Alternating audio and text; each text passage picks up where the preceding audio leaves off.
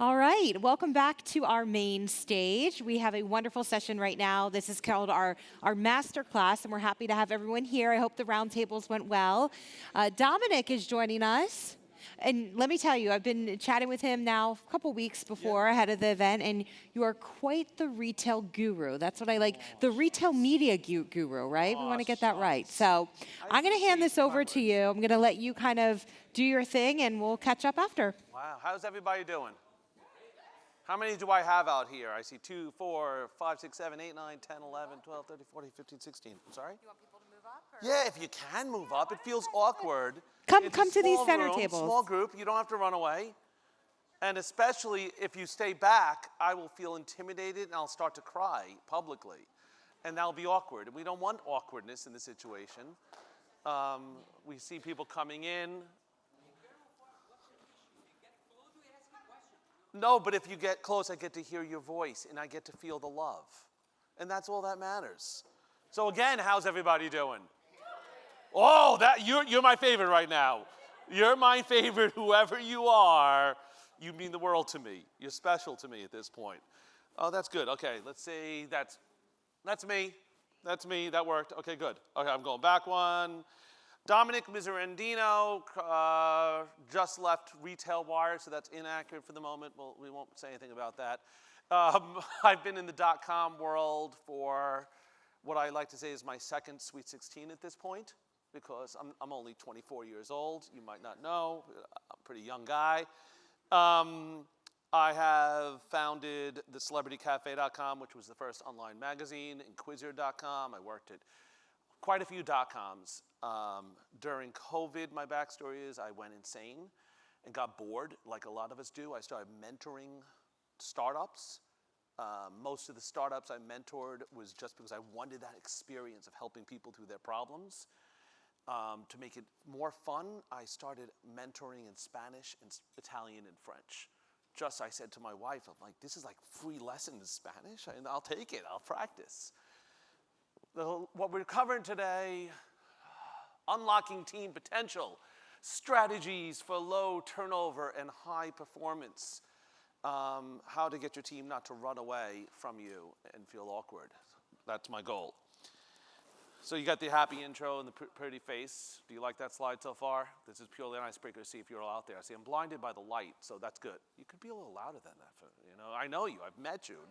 Perfect. Everything starts with leadership. Good labor is hard to come by because so few people take the time to invest in people. I put that statement out there because I run dot-coms, and in dot-com world, it's the metric, it's the number. My revenue, having companies doing 7 figures of revenue every month is all based on dots, but I really realized that every single dot is a human behind it. If you're running a dot-com and you're selling ads to so-and-so, it's one person buying that ad, it's a human. If you're having a conflict, I have a friend of mine, he had a manual penalty from Google, which means essentially someone in Google pressed the button and said, bad boy, or girl, whatever the case may be. To me, effective leadership is a blend of empathizing and understanding, building and investing in your team, empowering and challenging your team. Those are a lot. And am I going to give you any good answers? No. I'm only going to tell you stories because I'm a storyteller. I was a journalist in a past life. My job is to tell stories, so I will tell you stories of everything I screwed up and every true confession. And this is where it started for me. This is Papa Ed. Now, this photo you'll note is recent, but Papa Ed is my first boss. So if you're doing the math, you figured out I'm 26 years old. But no, this is back. I started with Ed in 1995. We are still very close. My daughter calls him Papa Ed. I was at Credit Suisse versus Boston at the time, and it was amazing to me that a man who did not have his MBA taught me more about business. And the lesson he said was, what matters most is just the human. It's just how people feel. Everything comes out of that. Papa Ed, I'm super proud of him, got his associates later in life, 60s, and he taught me you have to understand where every person is in their journey, where everyone is at that moment in time. And to me, that's the empathy and understanding. You're understanding where your team is. So to begin, value personal connections. This is my team from Retail Wire. Vanessa, Alicia, Fred, Jake, and Lavina. And we all came to New York for the big NRF. Do you all know NRF conference here? Okay, good. I see a hand up there. Some of you know it. That's good. NRF is madness. And the first thing I did was nothing. Everyone's like, are we going to prep for the conference? Are we going to... and I said, no, we need to get to know each other. That's number one. Lavina, have you seen New York City? She said, no, I've never been here. I said, great, we're going to walk to Central Park. We're going to see the tree. And the team was kind of perplexed, like, do we want to get to planning? I said, if we get together as a team, I want us all to have every combo and know each other. We will handle things later. Now, I'll get to it later, but on this team of the story, Alicia was the more timid of them, and she turned out to be the best person in terms of sales we had. But the first goal to me was to make sure my team could not only work together, work with each other. And this was invaluable once you got them working together because it becomes additive. Actually, I'm going to go back to that. So in the middle, I'm going to point out is Fred I've worked with 15 years, and he's my lone wolf sales guy. Every organization I've come into, I pull him in. He's my lone wolf. He moves the sales up, and he moves them down. And when it came to leadership, I had a big fight with Fred, and I said, the first thing we're doing is working together as a team, and the first way we're going to increase the sales is by not increasing the sales. We're going to walk the floor, me, you, and the team, and you're going to show people how you walk the floor. I want them to see how you talk. I want them to understand you. And he's like, no, I just want to get right into it. And of course, I'm cutting that off. At first, he was angry. He's like, I just want to do the sales. Afterwards, he said it was the best experience for him because the team now sees how he's reacting. At one point, they noticed, for example, this particular sale wasn't working well, and one of the gals pulled him off the sale. They kind of read his body language. Or another time, one of the women on the team pulled him into something. And I said, that came out of that happy tour. But how do you get to know people? I always ask the questions. In fact, I got in trouble very recently with Vanessa's daughter. And the way I got in trouble is I call Vanessa every day at 8:30. Her daughter gets in the car and says, hi, Mr. Dominick. And I say, how was school? How's it going today? Are you doing okay, Lily? Just tell me what's going on in your life. And I talk to her because I want to know. I missed a day, and she was offended, the kid. But when you get into that groove, you start to know each other. My favorite personal connection story, because I know we have a few people internationally, I drove into Quebec, Canada one time. And someone on my team wrote to me, F you. Now, there's no tracking on my phone. And I was like, what the hell just happened? And I called my friend John, who works for me, and I said, John, what am I missing? He goes, you just went to Canada and you didn't tell me. I said, I didn't tell you. You're not tracking me. How did you know? He goes, your grammar changed. You must have been thinking in French. You were writing in English, and your grammar structure was off. So F you for not telling me. And I got such a kick out of that concept that when you get personal and know each other, there's danger. Sometimes you know too much about each other. But I loved it. I love that feeling that John Deal knew me so well, and probably still does. I could probably call him right now, he'd pick up.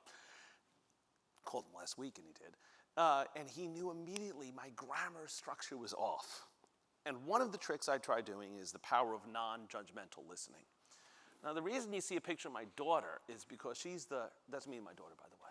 Doesn't she look beautiful? See, I'm a very proud dad. The other slide I didn't put. If you Google, and this is the story that teaches me a little bit about the non-judgmental, Ike Turner. Who here knows Ike Turner? Oh yeah, Ike Turner, really. I interviewed Ike Turner. I've interviewed 500 plus celebrities, and Ike Turner was on the phone with me, and he's telling me all this stuff. He's a great man, he says, and he's wonderful, etc. And I tried not judging. And the net result was he said the craziest stuff I heard, but he got it out. And morally, I felt my own very big confliction, but as a journalism side, he was telling the whole story. If you go to Google Books right now and you look, I'm quoted in more Tina Turner history books about the truth of Ike Turner than any other person. It's hysterical. There's dozens of books. And I realized that you have to especially be not only non-judgmental with your team, with your 18-year-old daughter too. Like she's discovering herself, and she's discovering as part of her identity of just being a woman, she likes to go drive till 5 a.m.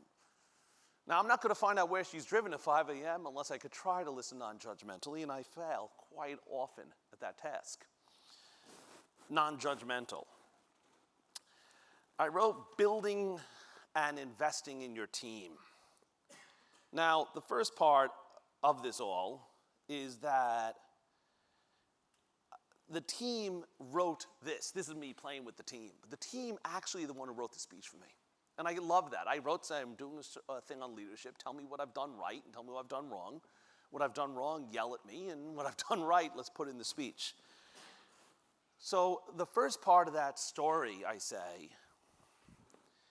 is I didn't know that this caused no one to quit, this moment. What was funny is I'm screaming, I'm going to kill you right now, and where one of the gals asked, how do I get out of a meeting that I feel uncomfortable with? And we were just laughing and being silly. I said, oh, projectile vomiting, I'll demonstrate. If you want to have a quick meeting, you just projectile vomit on the person who's pitching you, and trust me, the meeting will end. So I'm joking, and all it is joking. Well, the backstory is I've also been applying for board of directors. I'm on 2 board of directors right now. Fred did the research and figured out that I had a board of directors interview that night I didn't go to. I didn't know this impacted him till literally 2 weeks ago. But he said it was this moment that impacted. He said, I'm doing whatever you need. Because I didn't go to the board of directors interview. I said, I'm going to sit here and laugh and joke and be an idiot with my team. And it made that moment of being an idiot, demonstrating projectile vomiting, may I add, because it was very mature of me, to demonstrate how to end a meeting. But that moment, he said, a man who's going to give up the meeting just to prioritize goofing with me is a man I'll fight for. And it really struck me that this moment that was innocuous. The other thing I try to do is also deal with these mistakes. So I always tell people the same story, Henry Ford. Staring at his face too long will be awkward, but I'll get through the story just the same. There was a famous story of one of the execs went to Henry Ford and said, I made a mistake. I cost the company, in today's dollars, whatever, it was $5 million, and I'm going to resign. And the executive slams on the table his resignation and says, I'm going to resign. I made this $5 million mistake, and I own it. And Henry Ford said, I can't have you resign. I just spent $5 million training you never to make that mistake again. It will cost me way too much to have you resign. So I recently, let me see if I do the slide. We'll stay on the slide. So what I did with my team is said, I screw up. I said, I screw up often and with high frequency. I said, my wife and my daughter tell me how often I screw up, and I know they must be accurate. And they tell me all the time I do, but I said, my only rule is you have to tell me. Don't be scared. And in the same token, if you make a mistake, I don't care. I just care if you don't tell me. We recently had an issue with one of my team, and they made a mistake. And I said, that's fine, make the mistake, but the fact that you didn't tell me, now you got a problem. Now you got to have me rip you a new one. But the mistake is nothing. And he was like, do you care that I lost this X, Y, Z in the company? I said, no, I care you didn't tell me, because we will naturally make mistakes. And I even put him on speaker and said, ask my wife, how often do I screw up? And she said, quite often, all the time. And I said, see, there's the proof. I screw up all the time. You're my team. If I don't have it open for you to feel like you can screw up, you're not going to tell me, you're not going to learn, you're not going to grow. Number 3 to me is empowering and challenging your team. Providing challenging opportunities isn't enough if you don't kind of give them the support and encouragement. And I love this moment. Alicia, I'm sorry, I banged that. I shouldn't have done that. The sound guys will hate me now. Don't hate me, guys. Alicia on my team never went to a conference, never did the interview, and she said, how will we handle this? So we pre-booked before NRF a whole 8-hour day of just attending another, like one of those pre-conferences they always have. And I worked the room with her. And I would say, here's a challenge. Go to interview her, come back to me. Interview her, come back to me.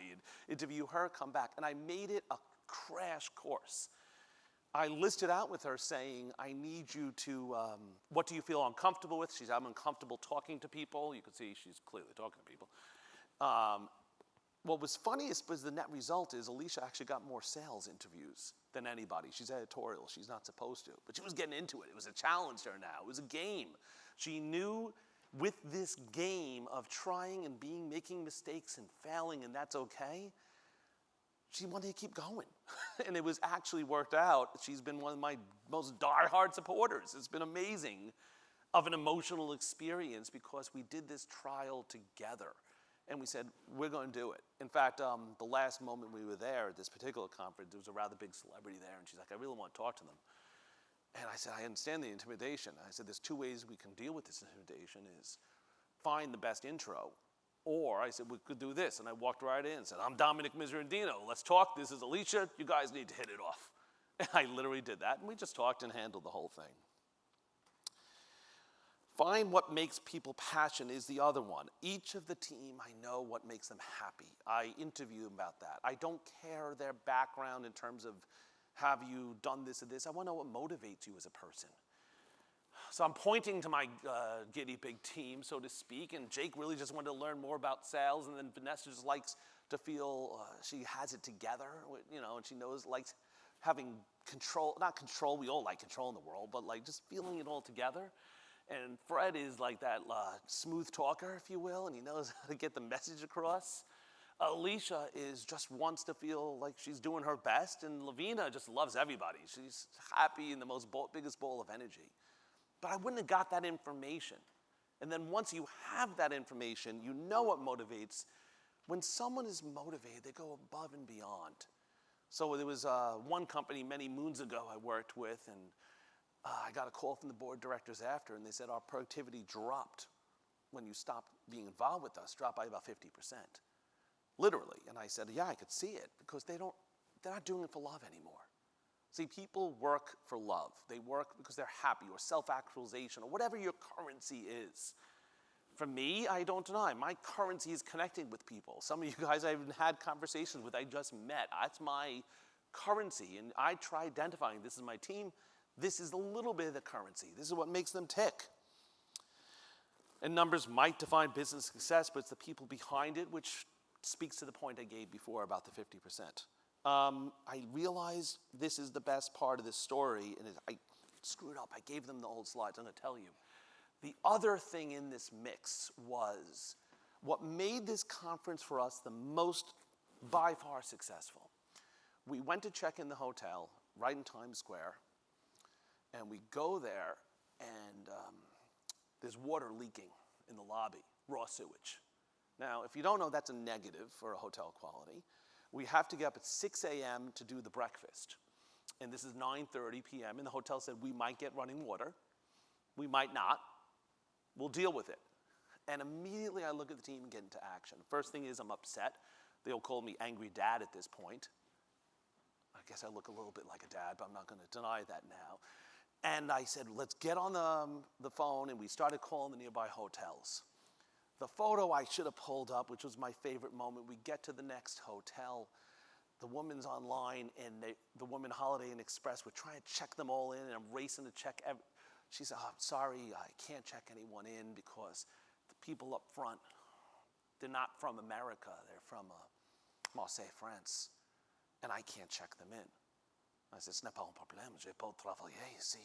I said, it's no problem, I could work here if need be. And I jumped behind the counter, note in my pajamas, which we don't see in the photo, and I checked every couple of this whole group in myself. One person complained that I didn't explain the floor number, and I apologized for my lack of service. I said, please do not rate the hotel the wrong way. I just didn't know the floor number offhand. And it was those moments. So the theme when I show you these numbers is every single thing that raised the deliverables in terms of the leadership, everything that kept them, it wasn't the salaries, the productivity, it was the people. And I think when we focus on the people, and that's to me this 20-minute introductory little hello lecture for me, I always believe that the people is really what connects the dots. And when you follow with the people will lead your company to success. If you focus on the numbers, paradoxically, I don't think you're getting the success. But I do think when you focus on people and you treat people with love and respect and kindness and dignity, they'll give you back tenfold. So that's it. I'm doing it short, but that's it. Emily, am I okay being short? I try being short and sweet. So that's my whole point. I hit the 20-minute mark. Sounds good. Well, it's always good when you end a little early because then we can open up the floor for some questions. Yeah, but and if they you don't guys have- didn't get the memo, Dominick likes to talk, He's I very try to. charismatic. So that's good. So let's get him talking some more. Only if you have Who has questions. some good questions? If you don't, I will awkwardly walk off to the side. Yeah. And that's fine too. I like questions. Thank you. Oh, Oh, good. We're getting a microphone we question. wanna That's hear even, you. and we're intimate, so I like that we could do this. My name is Cal, and I'm from Brightling. And my question, Hello, Cal from Brightly. I like this already. is, if you have one of your team members who is actually not the best performer, and everybody knows that, and everybody has come to you and to HR about the situation, That's how pretty would you bad. deal with it, and what advice would you have for everyone out here? I would say, in actuality, most of the team at one point I was told, for every team I've had, almost every one of them has had a complaint about them. Because I think people are human. And I think there's good things and bad things about everybody. And it's figuring out what motivates that person. What's going on? Why are you being a bad performer? What has happened? Do you not like it here? So like one bad performer I had, for example, I said, if you don't like it, I will get you a job. I promise you. And I helped them get a job elsewhere. But sometimes I think that people don't connect. What motivates that person's, what's their drive? We're not really always, if you're going to work for your paycheck and that's it, you're going to be the worst. If you're going to work for the paycheck but happiness, a paycheck to see someone, or a paycheck because I just like what I do. And if that to me is where the misalignment comes in, that usually I think people aren't performing their best because they're just not connected. That's my own 2 cents. Did anyone else? Because I love that question. If anyone could top it, I'd be very, oh yes. I told you you'd be my favorite. I knew it. You came in. I know, I have them both. I'm out my car. Thank you. Thank you. I think just building off of that last great question,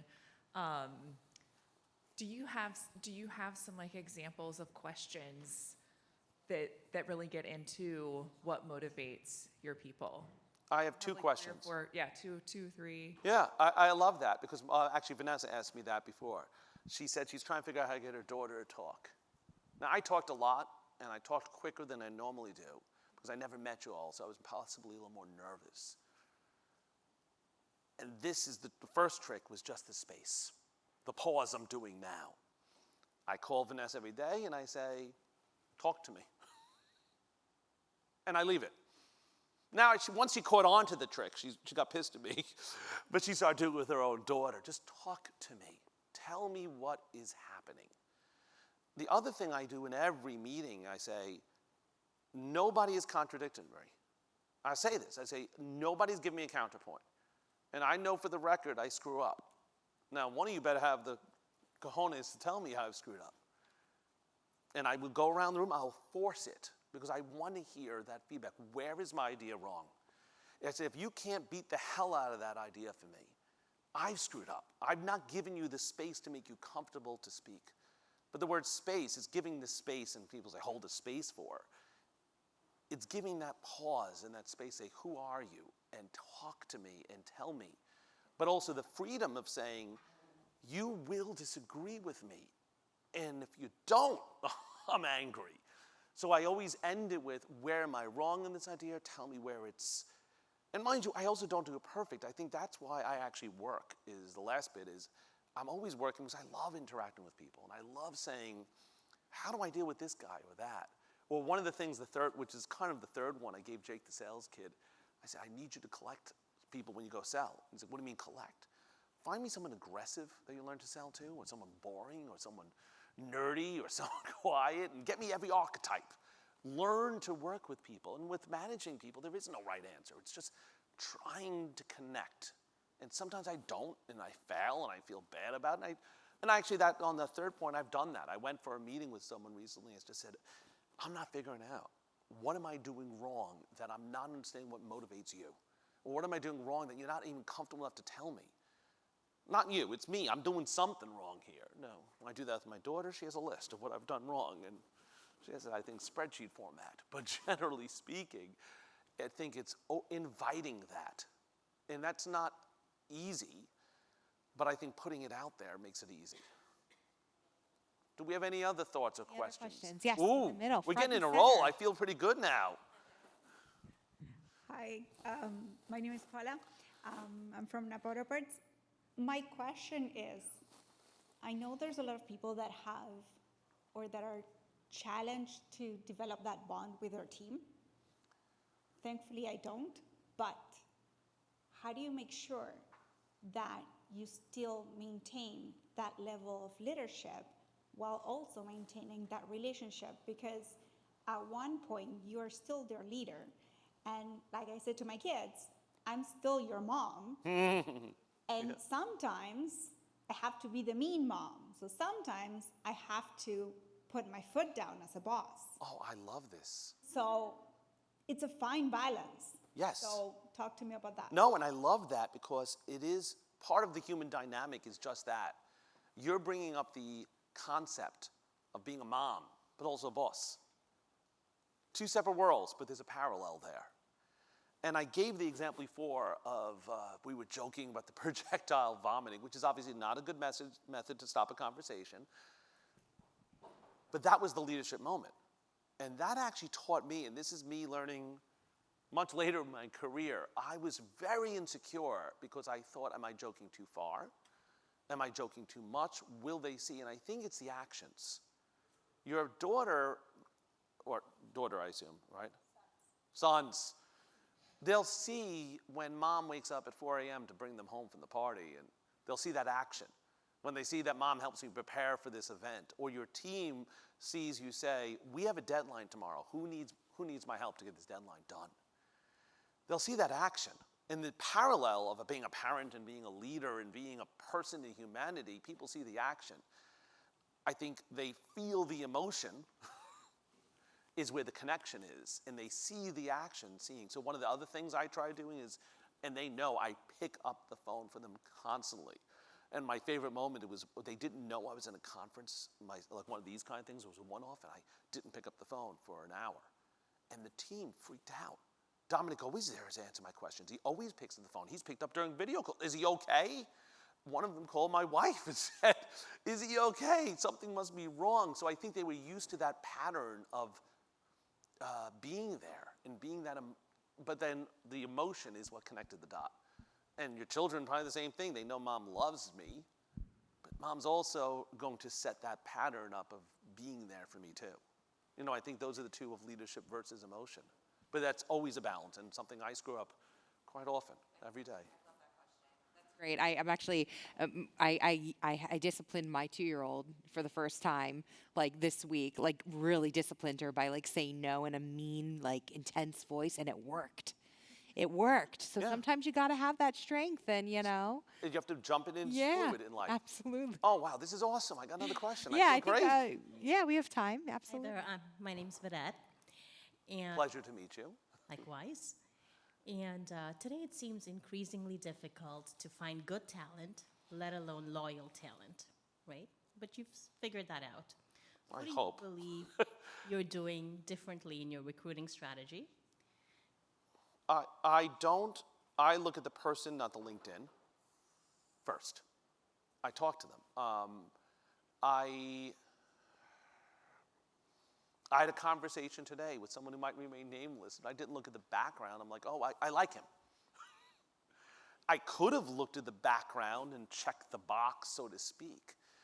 What I try to look for is just, I'll say the question I said before, talk to me about yourself. Or I can read your LinkedIn. I've obviously done that. Let's save ourselves some time. Who are you?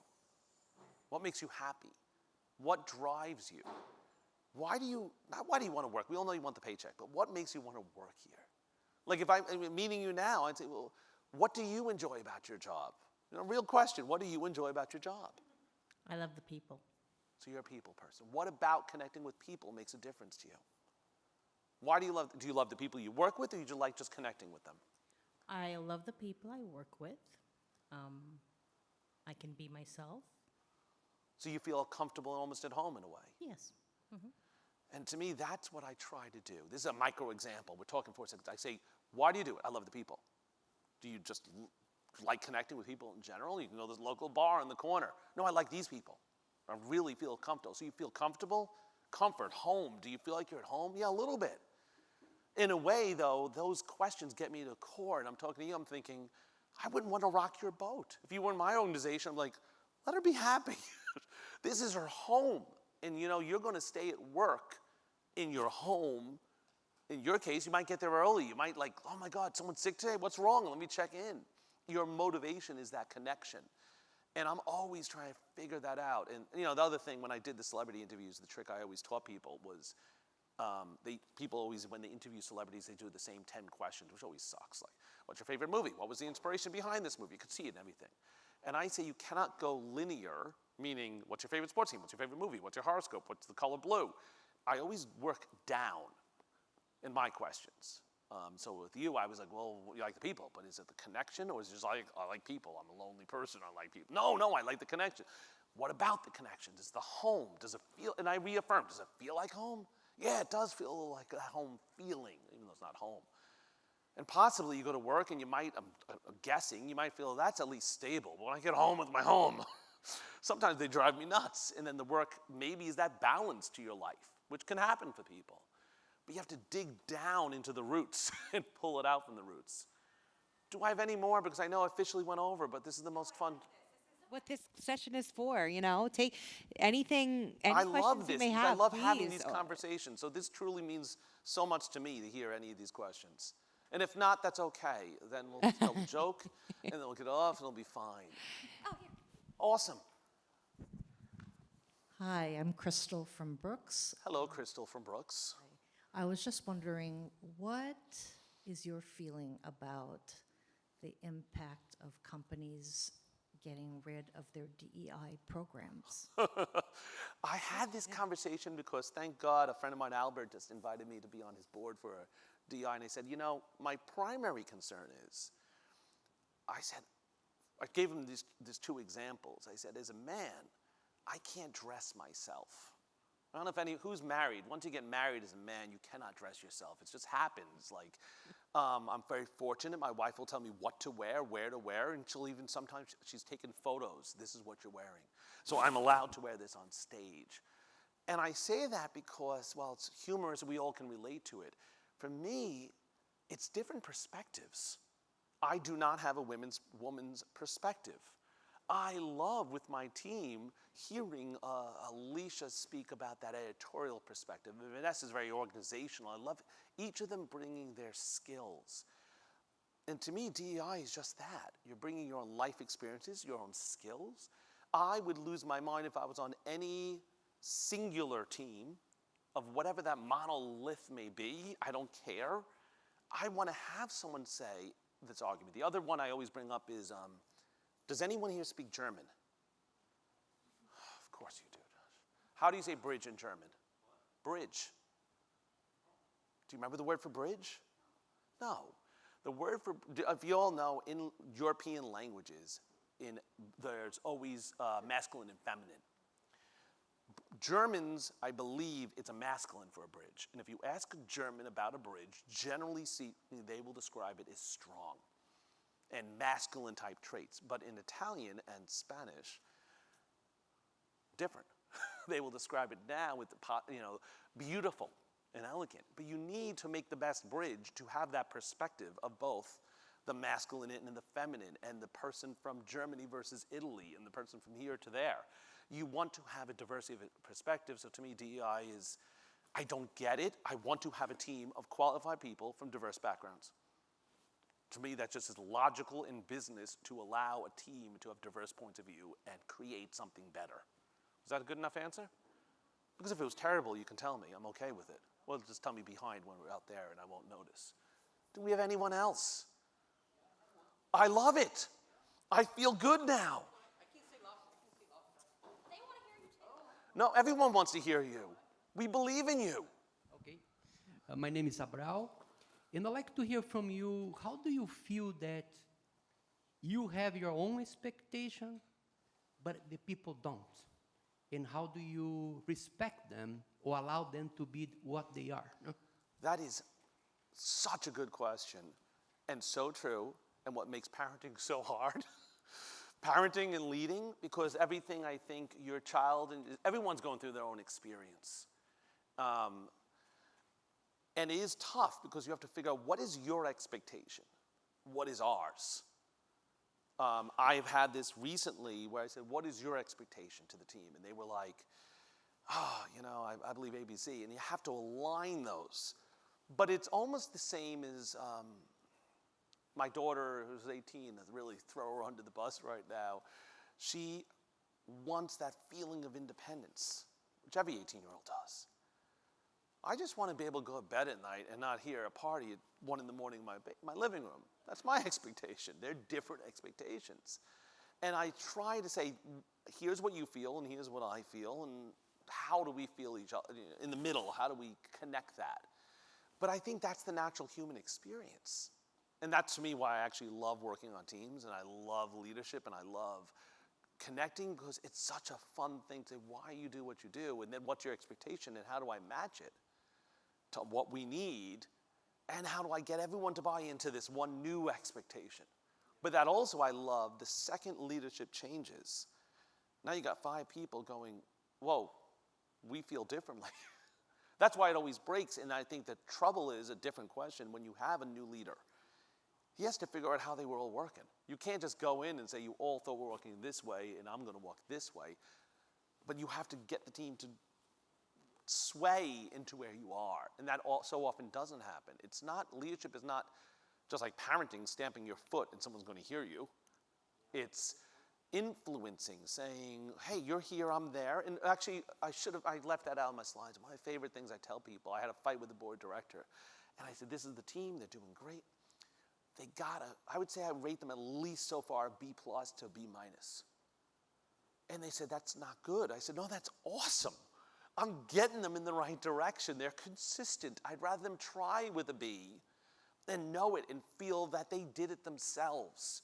So they made a decision on their own, and it was a B, and it was a good, strong B, but I was happy because they wanted it and they felt it. And then I can move that decision towards something a little more aligned to what I want, but at least they had the drive. So I sometimes will sacrifice that. Say, you know what, you're not having the same expectation, but you love it, go for it, I'll take it. Then next time, can we come a little in the middle? Now that you're running, now that you got the momentum. No, thank you for that question. It got me thinking a lot about myself, so that's great. Is there any other questions? Because I feel like this is the best moment in my day right now. I get to fly up here, see you. I get to feel appreciation and love. Anyone else? All right, Dominick, thank you so much. Thank that you was all so great. much. Thank you I all so appreciate it. It was a good turnout. Thank you.